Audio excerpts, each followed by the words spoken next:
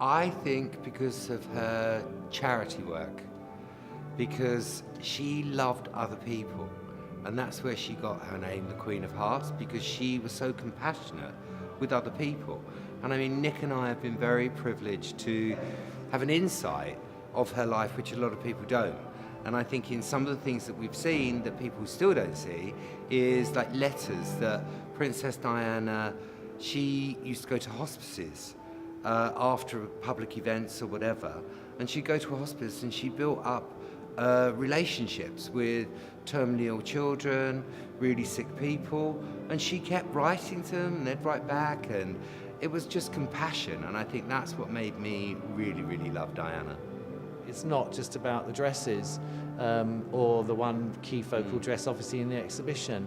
You know, it really is what we tried to set out, what we all tried to set out to do here was, you know, to kind of tell a story about this woman's life and where she, you know, what her background was all about, and tell a story from her childhood, for, you know, not only from her childhood, but even from her ancestors and the, you know, the powerhouse that the women were in all those, you know, back in the day.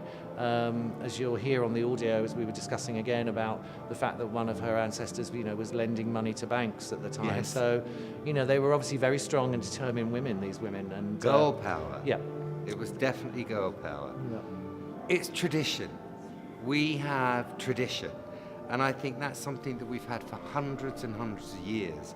And I think you come to the exhibition and you're actually seeing things of old England, our old aristocracy, how we were all formed, the actual royals, etc. It tells such an interesting story of England, really.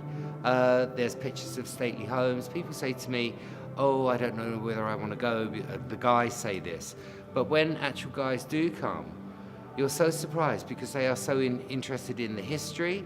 It's not just dresses, it's everything about England. So that's the part which I love, which is tradition.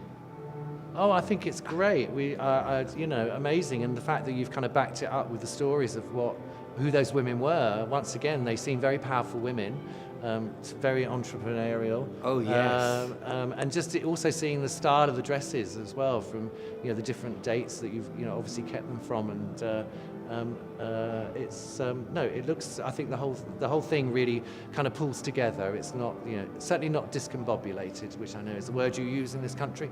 I've never heard that. Have you not? No. Yeah. You learn something every day. Yeah, yeah. That was my friend Ginger's. That was one of her words. Anyway, no, I think it does. It's really cool, and I think, you know, the synergy is great. Really I works. just love the graphics. Yeah. I thought they were brilliant. Yeah. They were really, really brilliant. I loved them, and I think, as Nick said, the way that it was put together. And there's so many things. I love the thing where you can make your coat of arms. I've done mine. So there's something down there. And it is history, again. And it's like, I don't know, the queens and a princess. I mean, what a great two things joining. But I love the thing that the charitable work, which all the queens do, I think it's fabulous, you know, and I've met quite a few of the ladies that actually work on the charities, and I love it that they all work together. So, no, that side, you're very, very lucky to have such a caring community.